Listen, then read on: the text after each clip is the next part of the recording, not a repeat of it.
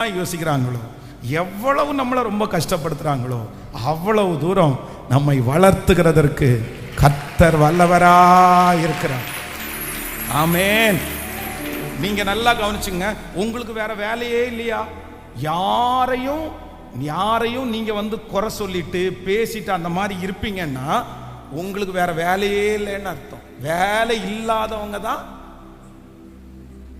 சத்தமா சொல்லுங்க. வேலை இல்லாதவங்களுக்கு தான் அது. சிலருக்கு வேலையே இருக்காது, எந்த வேலையும் இருக்காது. இன்னொருத்தரை பேசுறது தான் வேலையா இருக்கும், இன்னொருத்தரை எழுதுறது தான் வேலையா இருக்கும். நான் என்ன சொல்றேன்னா, அந்த வேலை செய்யறதுக்கு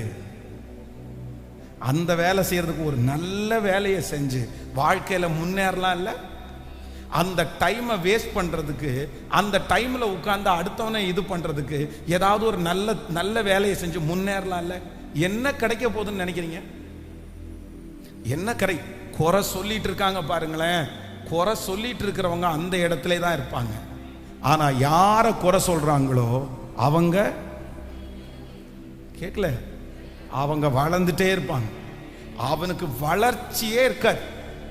குறை சொல்லணும் அப்படின்னு சொன்னா அந்த லெவலுக்கு இருந்துட்டு ஒருத்தருக்கு நம்ம சொல்லலாம், தப்பு இல்லை. அந்த லெவலுக்கு உயர்ந்து அந்த லெவலுக்கு வளர்ந்ததுக்கு பிற்பாடு ஒருத்தர் தப்பு பண்ணும்போது கூட பார்த்து இல்லைன்னா அவங்கள பார்த்து கவுன்சிலிங் கொடுக்கலாம், அது தவறல்ல. அந்த அளவு. ஆனா அந்த அளவுக்கு வளர்ந்தவங்க யாருமே அப்படி செய்யவே மாட்டாங்க. அவங்க பெரிய அண்டர்ஸ்டாண்டிங்ல இருப்பாங்க. அதனாலதான் அவங்க வளர்ந்துருக்காங்க, அதனாலதான் அவங்க உயர்ந்திருக்கிறாங்க. அதனால ஆண்டவருடைய பிள்ளைகளை நீங்க யாரும் அப்படி இல்லைன்னு நான் நம்புறேன். ஒண்ணு நீங்க நினைச்சுங்க, எப்பவுமே உங்களை நீங்க பாருங்க, உங்க ஃபேமிலியை நீங்க பாருங்க, உங்க எதிர்காலத்தை நீங்க பாருங்க.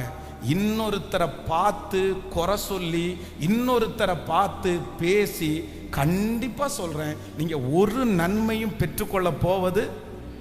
எல்லாரும் சேர்ந்து சொல்லுங்க, அந்த வேலை ஏன் வேலை. கேட்கல?